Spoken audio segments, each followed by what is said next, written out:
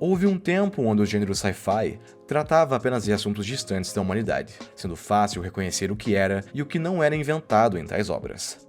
Viagens no tempo, a chegada de extraterrestres, portais para outras dimensões, ou mesmo tecnologias futurísticas que beiravam a magia, sempre marcavam esse gênero, que deu origem a muitos dos maiores clássicos do cinema. Entretanto, com a evolução da sétima arte, mas principalmente a evolução do nosso panorama tecnológico, vem ficando cada vez mais difícil entender o que é estritamente ficção e o que pode já ter raízes em nosso mundo, sendo, portanto, cada vez mais difícil distinguir o que é invenção e o que não é.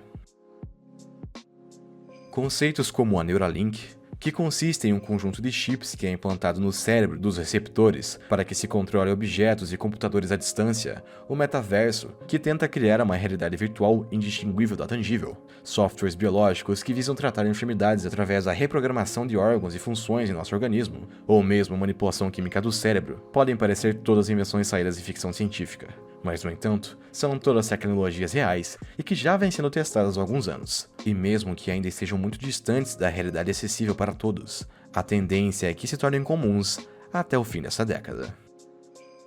Uma das melhores comparações de como essas obras vêm se aproximando da realidade são produções recentes, que abandonaram o aspecto épico e abraçaram uma pegada mais realista. Black Mirror e Her, por exemplo, são ambas obras que podem não retratar tecnologias disponíveis atualmente. Mas não seria ingenuidade dizer que talvez estejamos apenas alguns anos de algumas delas, o que, em tese, também nos traria facilidades e os problemas que apresentam. Nessa mesma prateleira temos Other Life, uma produção com uma premissa extremamente original e com um imenso potencial, um mundo onde o orgânico e o tecnológico estão lentamente se fundindo, e a humanidade precisa lidar com as consequências de ter conquistado tanto poder. Porém, mesmo que a apresentação seja animadora, o mesmo não pode ser dito do resultado final, que, em contrapartida, é no mínimo decepcionante. O longa, lançado em 2017, acompanha a empreitada de Rain Amari, uma jovem e talentosa programadora biológica, pioneira em sua área e responsável chefe pelo time de criação de um dos projetos mais promissores na área de manipulação química do cérebro, para os mais variados meios. Batizado de Outra Vida, a criação do seu pai, a qual ela havia patenteado e utilizado para fundar a empresa, consiste em um soro decodificado que, ao entrar em contato com a pálpebra do paciente ou cobaia, faz com que esse adentre em um estado de coma induzido, onde seu inconsciente passa a experienciar sensações fictícias controladas, podendo ser desde as próprias memórias do paciente, cenários hipotéticos criados através de programação, ou mesmo lembranças e sensações de terceiros. Dentre as aplicações que Mari e seu sócio Sam já haviam encontrado para o soro, estavam a possibilidade de proporcionar experiências mundanas como viagens e aventuras radicais para aqueles que não gostariam de gastar dinheiro ou tempo com as experiências reais, sendo assim uma forma, sobretudo, de entretenimento. Contudo, mesmo que a Outra Vida fosse comercializada dessa forma inofensiva de uma perspectiva publicitária, Sam também já vinha conversando com outros interessados, como o Departamento Criminal dos Estados Unidos, que estudava a possibilidade de adquirir tais soros para induzir penas digitais nos detentos, fazendo com que experienciem anos de sentença dentro apenas de suas próprias cabeças, fazendo na realidade passarem apenas alguns minutos inconscientes e vivendo anos psicológicos. Mesmo se opondo à ideia de utilizar a criação de seu pai para um fim punitivo, a Mari também continha seus próprios segredos e intenções quanto ao soro. Embora poucos soubessem, a personagem havia sido responsável por um acidente que ocasionou o coma de seu irmão no passado. Desde então, quando passou a integrar o time de criação do projeto, a protagonista passou também a tentar desenvolver uma forma de codificar memórias passadas e então reescrevê-las, usando essa mesma tecnologia, o que em sua mente faria com que o seu irmão despertasse, pois não havia condição médica que explicasse o porquê dele ainda estar em coma. Sua saúde estava em ordem, sendo, portanto, um esforço inconsciente do próprio que o mantinha adormecido. Condição essa que a Mari esperava consertar ao mudar as memórias do afogamento. Mesmo sendo retratada como uma personagem feminina forte e independente, a trama mostra que a Mari ainda assim é fortemente atormentada pelo seu passado e pelo acidente, a qual se sente responsável.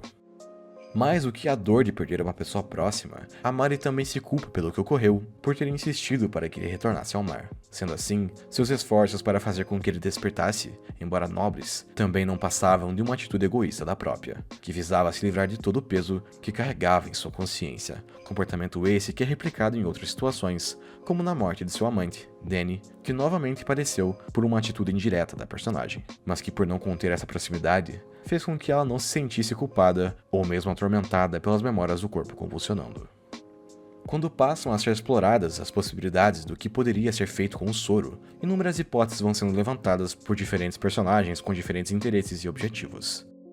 O fato é que uma tecnologia como o soro reprogramador do cérebro poderia trazer inúmeras aplicações, fossem elas boas ou ruins. Nesse momento, o roteiro continha inúmeras direções para as quais seguir. No entanto, o que se percebe é a escolha de uma perspectiva muito mais pessoal e o enredo muito mais centrado em Amari, o que não seria um erro por si só, se não fosse pela completa ausência de consequências para as ações da personagem, além da falta de profundidade para os conceitos mais complexos, que ficam em aberto, desperdiçando assim um tremendo potencial. Os dilemas éticos envolvendo a aplicação em detentos na substituição de penas reais até chega a ser citado e discutido por esses personagens em alguns momentos, principalmente durante as discussões entre Amari e Sam. Contudo, ainda assim, tudo é feito e resolvido de forma passageira e apressada, sem que haja desenrolares pertinentes para a história e para esse universo. A trama não fornece respostas universais e filosóficas para o problema ético que apresenta, apenas para uma resolução pessoal de Sam, que ao passar um ano nessa pena simulada, entende o aspecto torturante dessa aplicação. A obra é enfática em direcionar a sua narrativa para os dramas e a resolução de problemas exclusivos de Amari, descartando o cenário exterior, o que nem mesmo é suficiente para salvar a obra, que é nesse ponto, vem deixando a ficção científica de lado, mas tampouco se tornando uma obra psicológica de fato. A concepção do projeto Outra Vida carregava consigo ideais nobres, pois foi criado com os ideais nobres do pai de Amari, que visava apenas ajudar o próximo com sua criação. Contudo, o personagem logo percebeu as possibilidades que a sua criação implicava, o que o fez abandonar o projeto até que fosse roubado pela protagonista, novamente, agindo de forma impulsiva.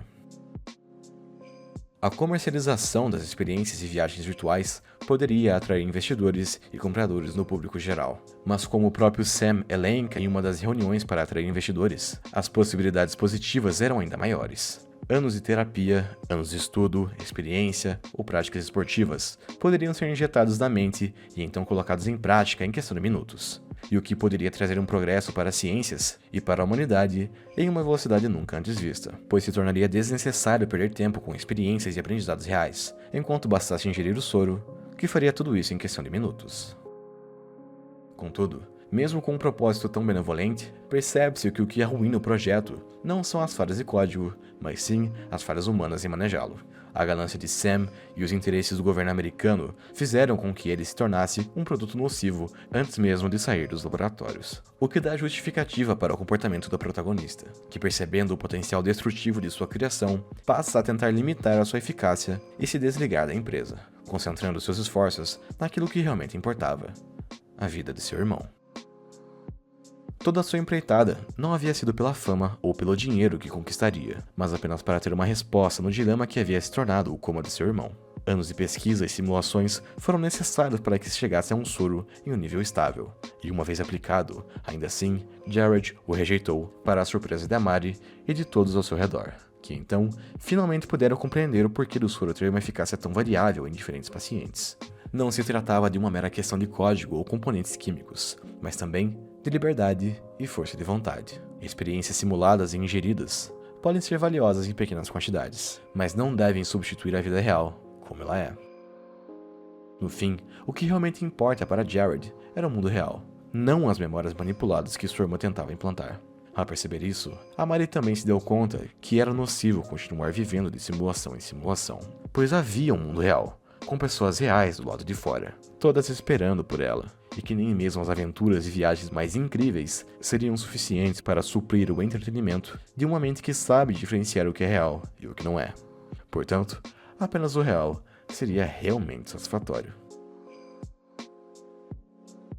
Ótima premissa, péssima execução. Não há resumo melhor para abordar Other Life, que poderia ter se tornado um dos melhores sci-fi da última década, mas veio apenas a amargar o esquecimento.